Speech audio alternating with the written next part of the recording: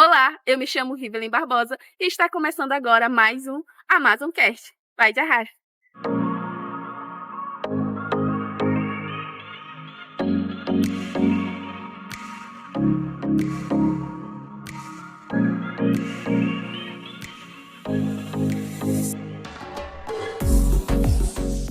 Bem-vindos a Parintins, município oeste, onde acontece o maior espetáculo a céu aberto, onde Garantido e Caprichoso se enfrentam durante 3 noites de festival, dividindo a cidade entre vermelho e o azul. Esse evento acontece sempre nos últimos finais de semana do mês de junho, sendo tradição no município desde o ano de 1965, passando a ser reconhecido como Patrimônio Cultural do Brasil pelo Ministério da Cultura Nacional.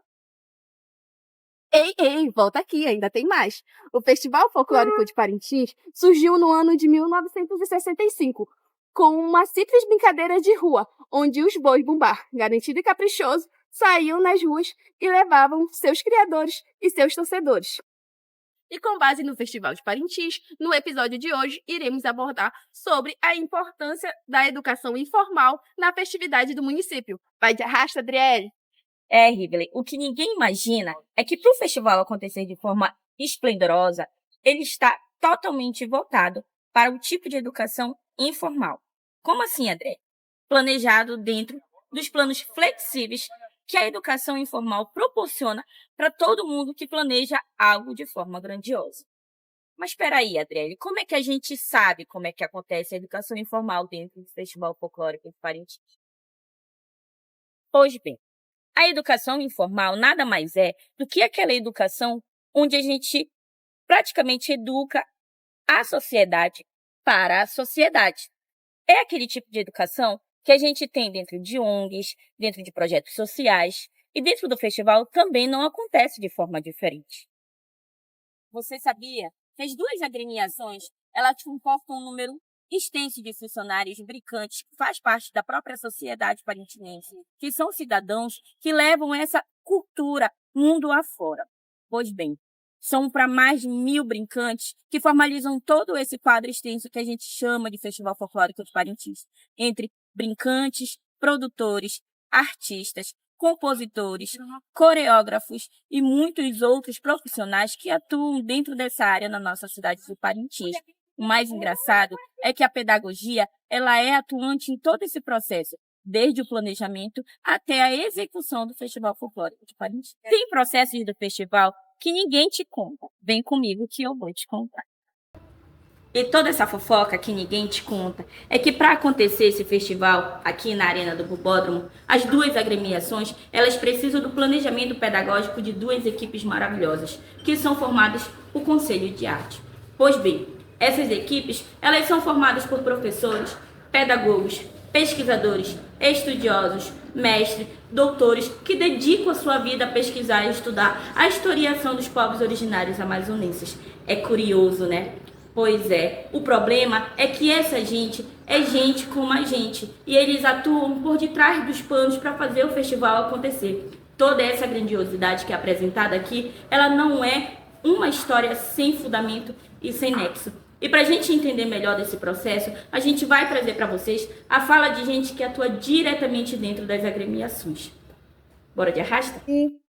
Bom dia, estamos aqui com Felipe Azevedo de Souza, que também é um artista do Boi Bumbá Caprichoso, que trabalha como artista do festival e faz acontecer aquele espetáculo que a gente vê dentro da arena. Felipe, conta pra gente um pouco do teu trabalho, que é ser um artista dentro do Boi Bumbá e contribuir para o Festival Folclórico de Parintins. Bom dia, eu me chamo Felipe Azevedo de Souza, tenho 23 anos e fazer parte do Festival de Parintins é um sonho meu desde criança, que eu venho buscando, né? Venho buscando cada vez mais me inovar e buscar coisas novas para estar mostrando no festival.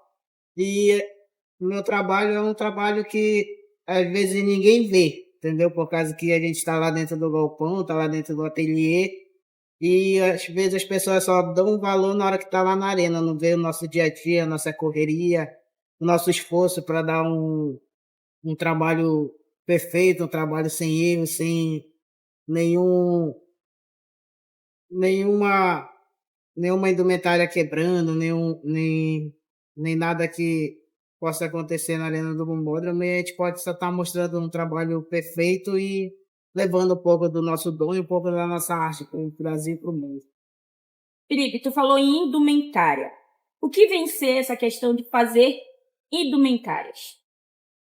As indumentárias chegou na minha vida como um uma experiência nova na minha vida, né, por causa que antes eu trabalhava apenas com fazer cocá, fazia colares, e isso veio na minha vida foi pelo meu tio, que me chamou para mim aprender, né, e eu fui aprendendo aos poucos, e aí, graças a Deus, hoje eu tô aqui no Caprichoso levando um pouco do meu trabalho para o mundo, né. Essas indumentárias que você fabrica, quem é que vem a usá-las dentro do Bombódromo? As indumentárias que a gente faz, esse ano a gente fez uma da Cunhaporanga, da Marcela Albuquerque, e a outra do Pajé, do Eric Beltrão. Eles que usam, que levam um pouquinho do nosso trabalho para o uso.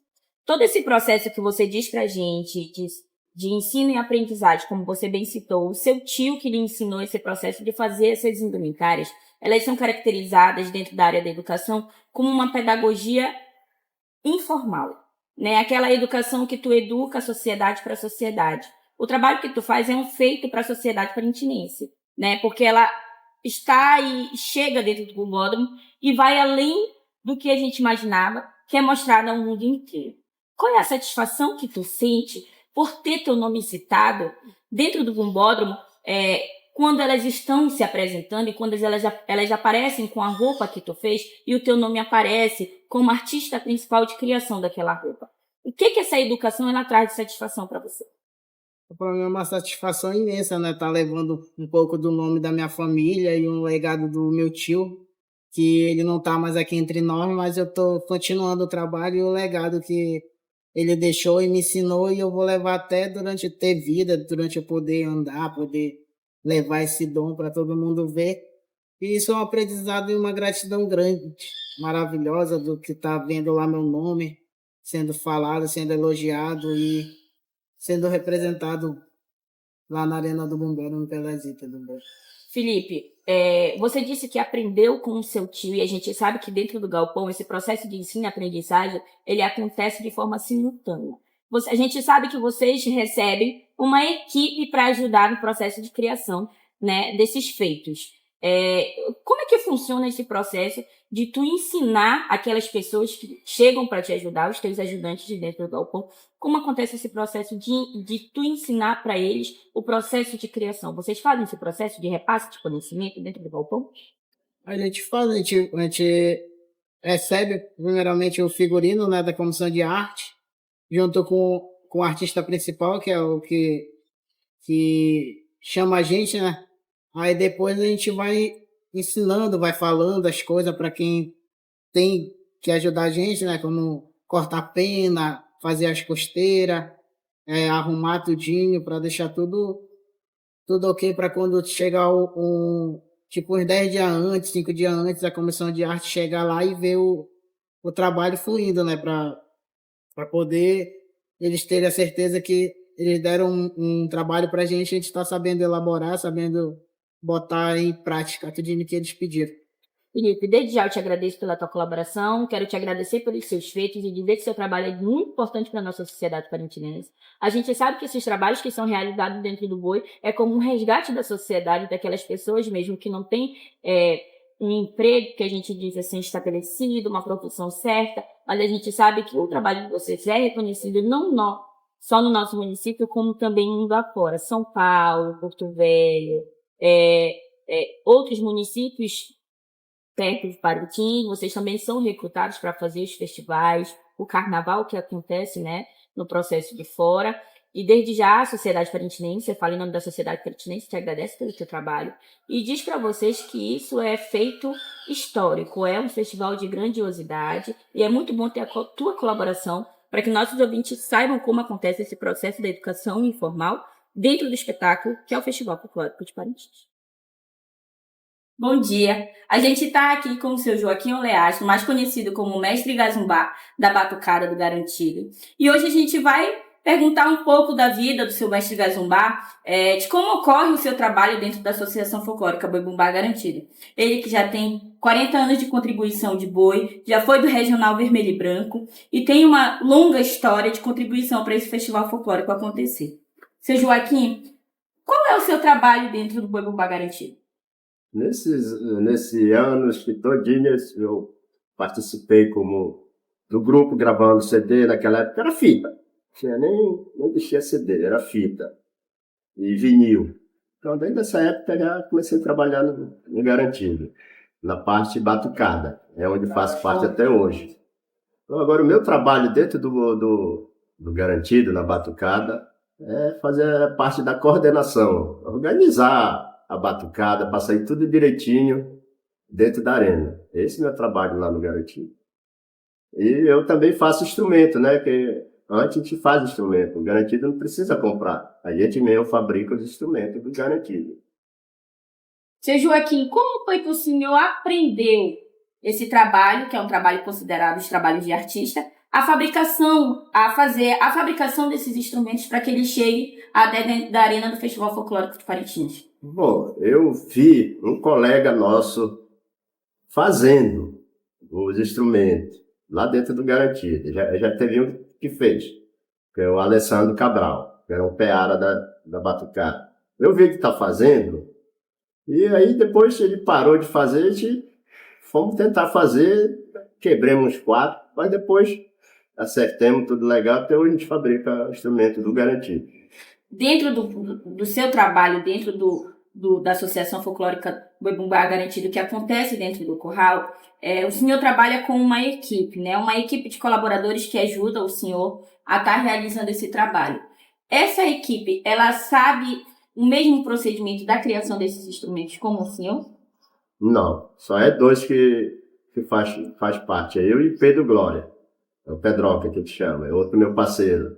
Só nós 2 que sabemos fazer o instrumento lá no Garantido. E todos os 2 aprenderam da mesma forma, Da né? mesma forma, só observando. E esse trabalho que vocês conseguem executar, que a gente sabe que é o trabalho principal que faz a batucada acontecer dentro da arena, vocês costumam ensinar esse trabalho de fabricação a outras pessoas para que esse legado de fabricação de instrumento tradicional ele permaneça dentro do Garantido? Olha, mano, por incrível que pareça, até hoje ninguém se interessou de fazer, não. Tem o meu filho que ele ainda tá querendo ver se... Mas se a gente, por exemplo, abandonar, ninguém vai fabricar instrumento com Garantido. Ele já vai ter que comprar. Porque ninguém se interessa nesse aspecto de fabricação de instrumento. Além da fabricação de instrumento, a gente sabe também que vocês participam do processo de criação de toque das toadas, né? Ajeitar os toques, os ritmos de todas as toadas que elas vão para dentro da arena durante os ensaios. E a gente sabe que vocês, coordenadores, vocês ficam responsáveis de repassar esse toque para aqueles brincantes dos batuqueiros, 450 batuqueiros que chegam até a arena sabendo tocar a mesma toada da mesma forma. Como esse trabalho de ensinar esses toques, eles funcionam para esses batuqueiros? Porque a gente faz assim, quando a gente quer mudar o toque, o nosso peara, até mesmo o presidente, que quer que mude o toque, a gente vai lá e fazemos os toques. Se ele achar de acordo que está legal, aí a gente vai botar por batuqueiro executar. Nosso peara vai, a gente lá no meio também, que é uma coordenação, não é só um, não, somos 10 pessoas e mais 4 peara, a gente faz, a gente pega e passa por batuqueiro. Então aí que eles vão aprender. Se tiver errado, a gente vai lá e corrige, chama uma turma e fala, olha, é assim, até eles se encaixarem no toques. O peara é aquele que fica sempre coordenando, né? O maestro da batucada. Seu Joaquim, todo esse processo que o senhor executa dentro do boi, ele é considerado, dentro do processo educacional, um processo de educação informal. É quando você ensina algo para a sociedade que tem retorno para a sociedade. A gente sabe que esse processo ele muito contribui para que aconteça o Festival Folclórico de Parintins, porque sem as contribuições de vocês, realmente não aconteceria da forma que acontece, não tomaria a proporção da grandiosidade que hoje tem. Qual é a satisfação que o senhor sente nesses 40 anos de contribuição para o boi? Esses 40 anos, A graça de descer a Deus, por estar vivo, ensinando os nossos ritmistas, que a gente chama batuqueira, ritmista. E a sensação é que a gente já fez, está fazendo a nossa parte. Daqui com mais uns 3, 4 anos eu vou ter que me aposentar, vou pendurar chuteira. Então vai ter que ter alguém para levar isso que vem de geração para geração. Eu já sou, acho que a terceira ou a quarta geração disso. Seu Joaquim, desde já a gente agradece pela sua contribuição para o nosso trabalho. E aqui fica a nossa contribuição para mostrar para vocês como é que o Festival Folclórico acontece, nesse processo de educação, de ensino e aprendizagem, que é de suma importância para que a gente chegue no patamar que a gente é hoje. Hoje irei entrevistar a professora doutora Maria Odirene, graduada em Letras, mestra em Linguística, doutora e pós-doutora em Antropologia Social, que irá falar um pouco sobre a educação informal e de que forma ela acontece no Festival Folclórico de Parintins e de que forma também ela contribui para a sociedade parintinense. Hoje irei entrevistar a professora doutora, mestra em Linguística, graduada em Letras, doutora e pós-doutora em Antropologia Social. A professora Maria Odirene, ela é professora da Universidade Federal do Amazonas, no município de Parintins, que também trabalha juntamente com o Festival Folclórico. Ela vai falar um pouco agora sobre como ela faz esse trabalho acontecer no festival. Todos os professores que atuam na Universidade Federal do Amazonas, e eu coloco todos não necessariamente como a maioria, né? Mas todos aqueles que têm a responsabilidade social e cultural com o município de Parintins acabam se envolvendo de forma direta ou indireta com o Festival Folclórico, seja na capacitação dos trabalhadores que hoje atuam nos galpões dos dois bombais, seja também com outros artistas que atuam em outras esferas de produção do boi, pensando o boi, organizando todo o processo de construção cenográfica, todo o processo de construção do corpo de dança, que é a coreográfica, seja pensando no festival como uma porta de entrada para a cultura do Complexo do Boi-Bumbá na região norte do Brasil. Esses profissionais da Universidade Federal do Amazonas acabam contribuindo nessas perspectivas todas e nessas áreas todas que eu apontei para vocês, mas, sobretudo, como apaixonados pela cultura do Boi-Bumbá. Quando se chega a Parintins para trabalhar na Universidade Federal do Amazonas, a primeira grande demanda é pensar o festival.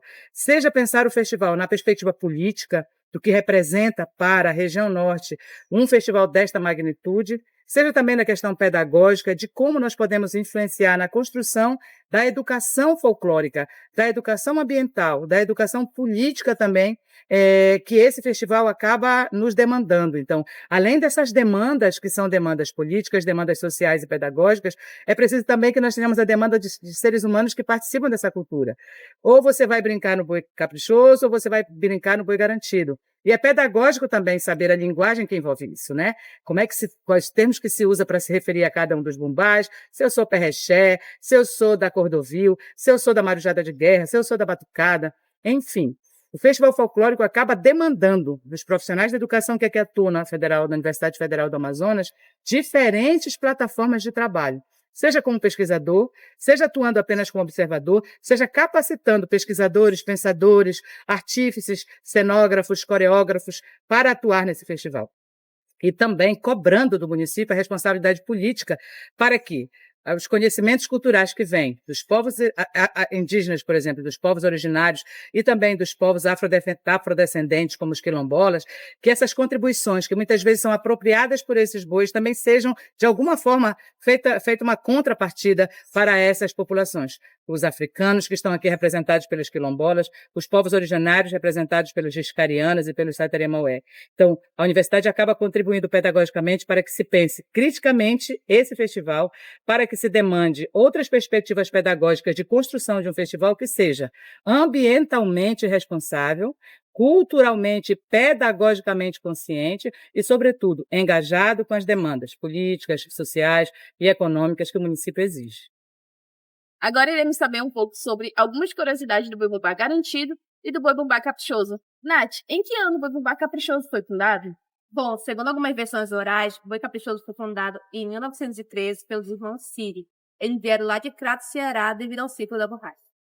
E o Boi Garantido, quando ele foi fundado? Bom, o Boi Bumbá Garantido ele foi fundado em 24 de junho de 1913 pelo seu criador, Vidolfo Monteverde, com apenas 18 anos, pois ele queria ter um brinquedo, um boizinho para chamar de seu, para brincar no São João.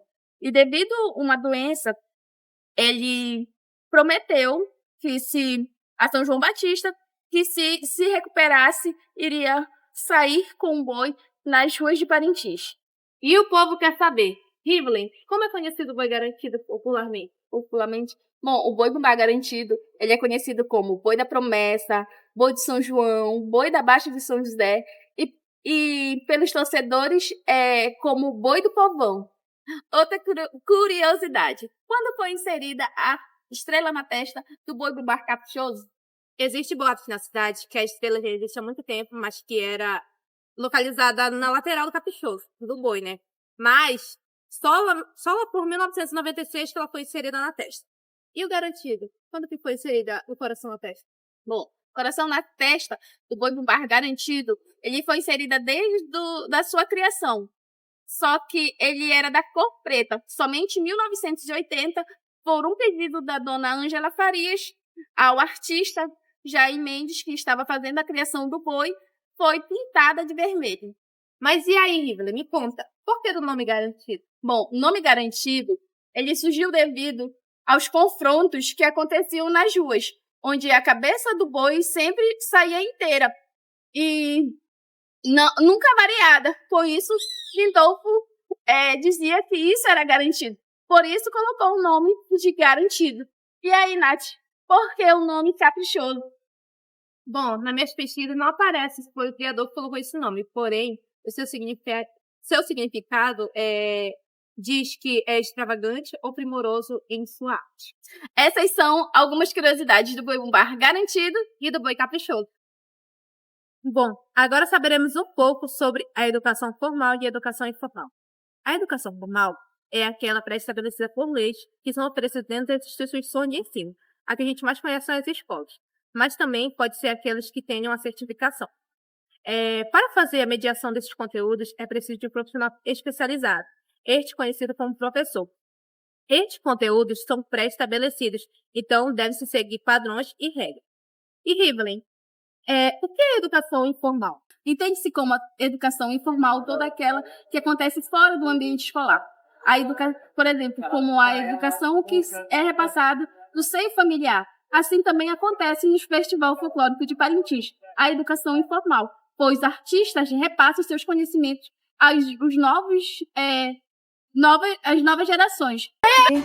Esse foi mais um Amazoncast. Vai de arrasta!